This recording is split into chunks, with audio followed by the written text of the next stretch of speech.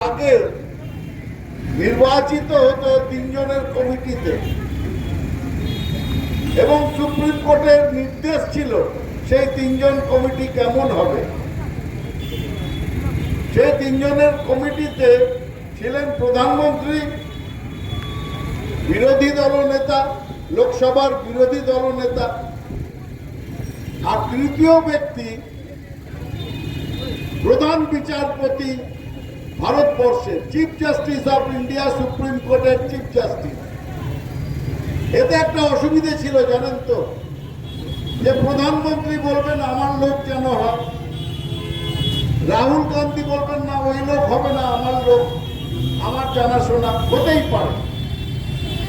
তাহলে chief justice of India, ভারতবর্ষের প্রধান বিচারপতি কাকে ভোট দেবেন সেটা তো তার মত, তিনি তো রাজনৈতিক ব্যক্তিত্ব নন।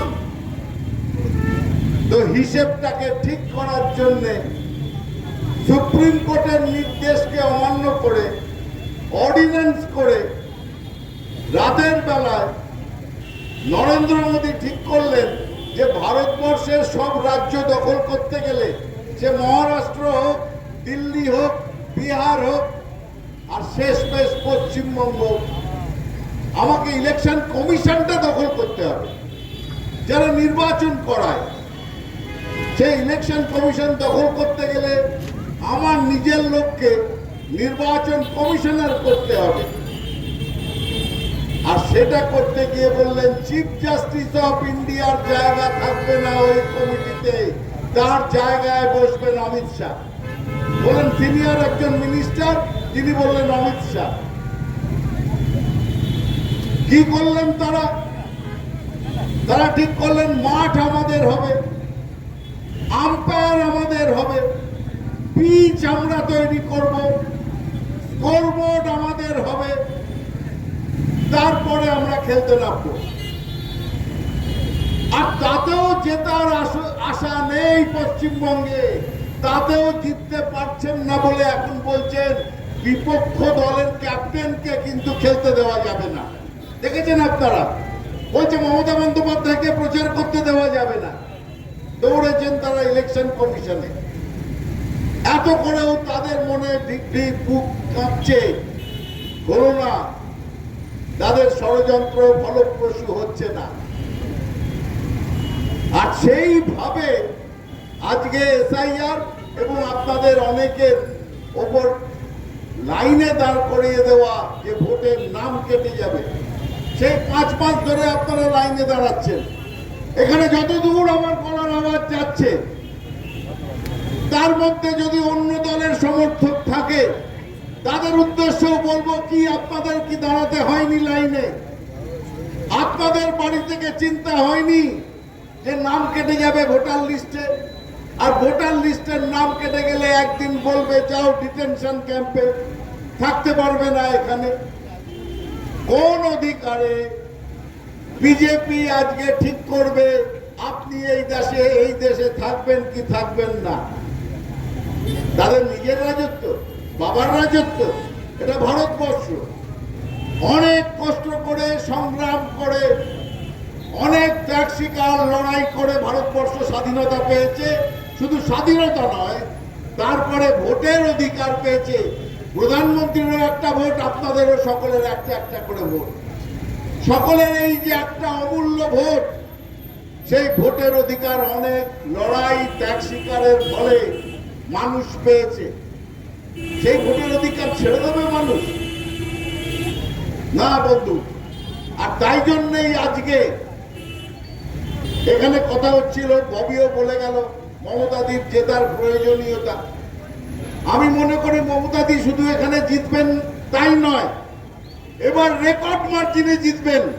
এবং রেকর্ড মার্জিনে জিতবেন এই কারণে, এখানে যারা ছিল অন্য দলকেও যারা ভোট দিতে ভবানীপুর কেন্দ্রে, তারাও এবার মমতাদির জন্য ভোট দেবে, কারণ তাদেরও ভোটের অধিকার রক্ষা করেছেন মমতা বন্দ্যোপাধ্যায়। মমতা বন্দ্যোপাধ্যায় গেছেন সুপ্রিম কোর্টে। সেই লড়াইয়ের ফল আজকে পশ্চিমবঙ্গের ভোটারদের জন্য সব রকম ভাবে অ্যাডজুডিকেশন এবং তার পরবর্তী ক্ষেত্রে বলা হয়েছে আলাদা করে কোর্ট বসিয়ে ঠিক করা হবে, ট্রাইব্যুনাল করা হচ্ছে যাতে কারুর নাম বাদ না যায়, সুপ্রিম কোর্টের অর্ডার। এই সমস্ত হচ্ছে মমতাদির লড়াইয়ের জন্য। আর মমতাদি এখন বলছেন লড়াইয়ের কথা যে পশ্চিম বাংলা জেতার পরের লক্ষ্য হচ্ছে দিল্লি। আজকেও বলেছেন দিল্লিতে থাকতে দেব না আমরা, মোটা ভাই হোক আর মোটা ভাইয়ের দাদা হোক, মোদি ভাই হোক মোটা ভাই হোক, দিল্লিতে তোমাদের আর থাকতে দেওয়া যাবে না। বাংলা জেতার পরেই ভারত পরিষ্কার করতে হবে, বিজেপিকে তাড়াতে হবে। আপনাদের একটা ছোট্ট গল্প বলে আমি আমার বক্তব্য শেষ করব। গল্প মানে ঘটনা, এবং এটা সত্যি ঘটনা, আপনাদের জানার দরকার। আপনারা জানেন কি 1943 সালে দ্বিতীয় মহাযুদ্ধের সময় ইংরেজ শাসনে অবিভক্ত বাংলায় একটা দারুণ দুর্ভিক্ষ হয়েছিল। বলা হয় 40 থেকে 50 লক্ষ লোক মারা গিয়েছিল। একটা দুর্ভিক্ষ, মানুষ খেতে পারছে না। 40 থেকে 50 লক্ষ লোক মারা গিয়েছিল। বলা হয় গ্রেট বেঙ্গল ফেমিন, দুর্ভিক্ষ। বাংলায় কি চাল ডাল কম হয়েছিল? না। বাংলায় কি খাদ্যশস্য কম ছিল? না। সেই দুর্ভিক্ষ হয়েছিল তৎকালীন যারা শাসক ইংরেজ, তারা সমস্ত ভাবে বাংলার মানুষের কাছ থেকে চাল ডাল কেড়ে নিয়েছিল। তাই জন্য বাংলার মানুষ 40 থেকে 50 লক্ষ লোক মারা গিয়েছিল খেতে না পেয়ে। আমি এই গল্পটা কেন বললাম? 2021-এর কথায় ফেরত আসি। 2021-এ আগলা বার 200 পার, এই স্লোগান আপনারা শুনেছিলেন। এই মোটা ভাই মোদি ভাই তারা বলেছিল আগলাবার 200 পার, খুব হইচই হয়েছিল। এবারও যেরকম হচ্ছে, কিন্তু কি হলো? মমতাদির আপনাদের মনে আছে মেদিনীপুরে গিয়ে একটা অ্যাক্সিডেন্ট হয়ে একটা পা জখম হলো, এক পায়ে ব্যান্ডেজ প্লাস্টার, এবং মমতাদি তখন হুইল চেয়ারে করে সারা বাংলা ঘুরেছেন। সারা বাংলা মমতাদি ঘুরছেন। আজকেও যেমন 3-4টে করে মিটিং করছেন অক্লান্ত ভাবে, কিন্তু একটা পা ঠিক নেই, হুইল চেয়ার। ভোটের রেজাল্ট বেরোলো, দেখা গেল মমতাদির একটা পা খারাপ ছিল, যখন ছিল একটা পা ভালো, আর ওই ভালো পা দিয়ে ওই মোটা ভাইকে, ওই মোদি ভাইকে গুনে গুনে 213টা গোল দিয়েছেন। আর আগলাবার তারা পালিয়ে গিয়েছিল। এর পরের ঘটনা বলি। এই হেরে যাওয়ার পরে যে অপমান হলো তাদের, তারপরে এখানে যিনি আছেন, যার নাম আমাদের করতে দ্বিধা হয়, বিশ্বাসঘাতক বললে ভালো হয়, গদ্দার বললে সবাই চিনে যায়, সেই গদ্দার, এবং তার সঙ্গে ছিল পাশের রাসবিহারীতে যিনি এখন দাঁড়িয়েছেন, এবার দাঁড়িয়েছেন। কারণ ওই গদ্দারের এত নলেজ ছিল না যে 1943 সালে ব্রিটিশরা কি করেছিল।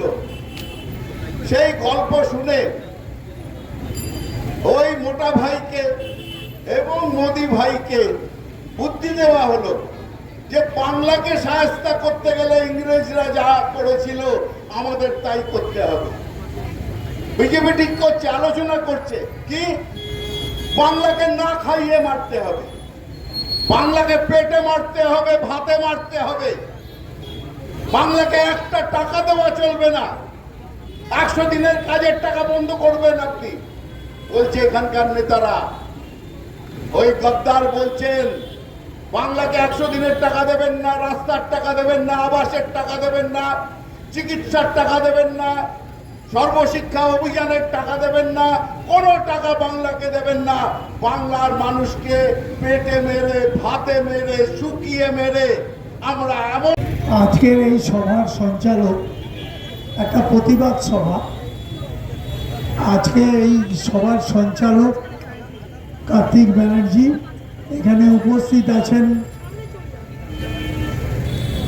সার্থক ব্যানার্জি, এখানে উপস্থিত আছেন কাজেরি বসু, কাজরি ব্যানার্জি এবং কাজরি ব্যানার্জি, উপস্থিত আছেন প্রবীর মুখার্জি এবং সকলকে আন্তরিক অভিনন্দন, জয়প্রকাশ সহ সবাই যারা আমরা একসাথে এসেছি তাদের সকলকে এখানে ছিল দেওয়া বক্তব্য রেখে গেছেন। বৈষ্ণব চ্যাটার্জি আছেন। যারা আমরা বক্তব্য রেখেছি দু একটি কথা আপনাদের সামনে খালি বলতে চাই। বাংলার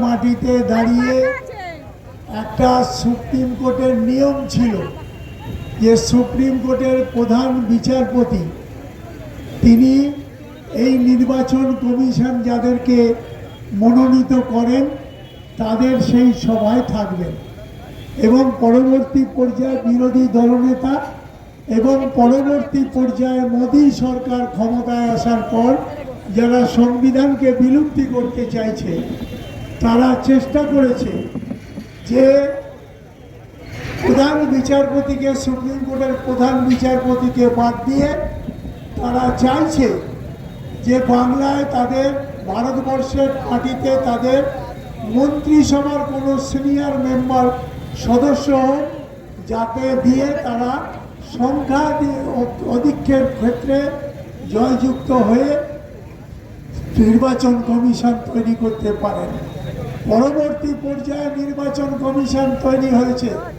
আমি জ্ঞানেশ কুমারের উদ্দেশ্যে একটা কথা বলতে চাই যে বাংলার মাটিতে দাঁড়িয়ে মমতা বন্দ্যোপাধ্যায় যদি 21শে জুলাইয়ে আন্দোলন না করত তাহলে জ্ঞানেশ কুমার কিন্তু তার সচিত্র পরিচয়পত্রটা পেত না।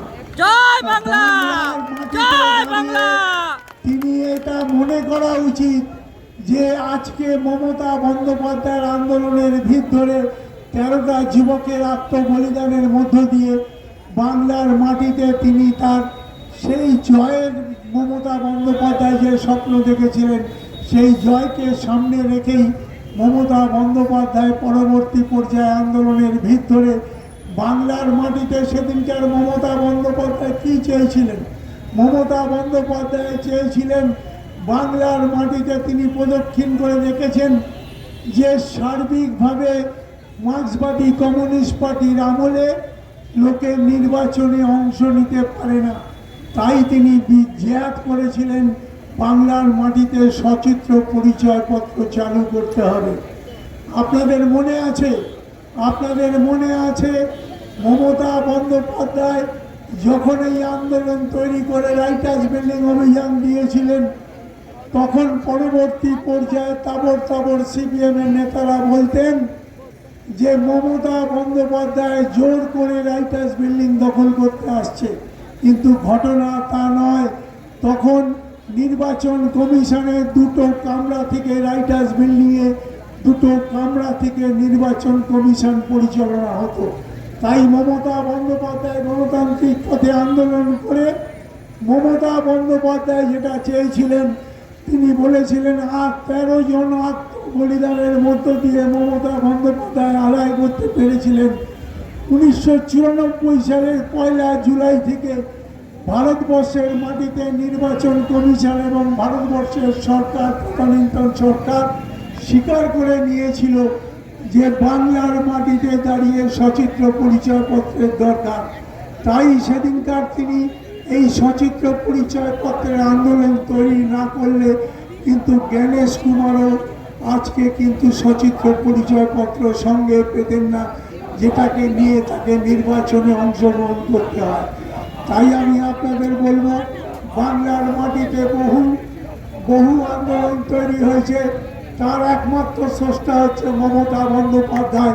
নিশ্চিতভাবে জেনে রাখুন, মমতা বন্দ্যোপাধ্যায় দেবা আমার আগে বলে গেছে যে ডান দিকে কালীঘাট মন্দির এবং বাঁ দিকে মমতা বন্দ্যোপাধ্যায়ের বাসস্থান।